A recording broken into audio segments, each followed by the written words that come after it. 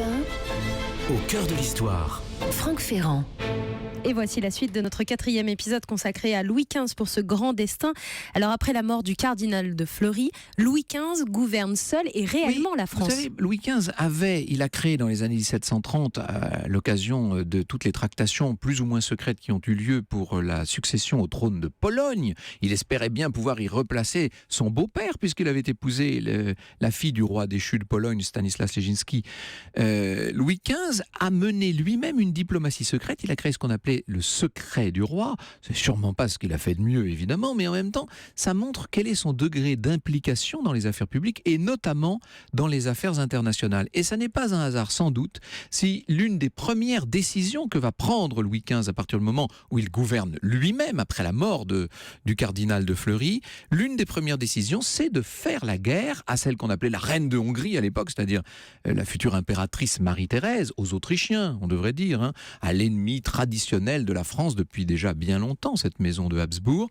Ce n'est pas un hasard si Louis XV lance ainsi la guerre, et il va d'ailleurs aller se battre lui-même aux côtés de ce très grand capitaine qui est un peu un mercenaire international d'une certaine manière, qui va se battre au nom du roi de France. C'est le maréchal Maurice de Saxe qui taille des croupières à un certain nombre des grands stratèges de l'Europe un peu partout, notamment dans les Flandres, mais pas seulement. C'est une véritable guerre générale qui embrase l'Europe à ce moment-là.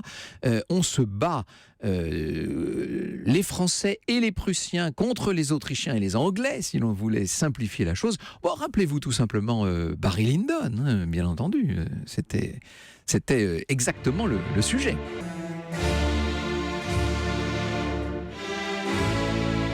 En 1744, à l'été 1744, le roi est de retour des Flandres, il est de passage à Metz quand il tombe malade. Alors, ce n'est pas la première des maladies de Louis XV, vous l'aurez remarqué, mais il va se passer à peu près la même chose qu'à chaque fois, c'est-à-dire une très grande émotion populaire.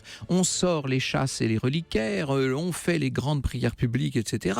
On se penche au chevet de ce roi. Or, je me permets de vous rappeler que le roi n'est plus fidèle à la reine Marie Leszczynska, puisqu'il a eu toute cette succession des sœurs de Nesle dans son lit. Il a en ce moment comme maîtresse officielle, la favorite en titre, c'est la duchesse de Châteauroux, et les gens qui sont autour de lui et qui appartiennent au parti dévot. Il faut vous dire que Louis XV n'a jamais su se déprendre de ce parti dévot qui, pendant tout le cours de son règne, a eu une influence très importante. Les gens qui sont là autour du lit de celui qu'on considère comme un mourant lui disent « Sire, vous ne pouvez surtout pas mourir en état de péché. Il faut que vous mettiez vos affaires en règle et ça suppose que vous chassiez votre favorite. » Et l'on va voir Louis XV.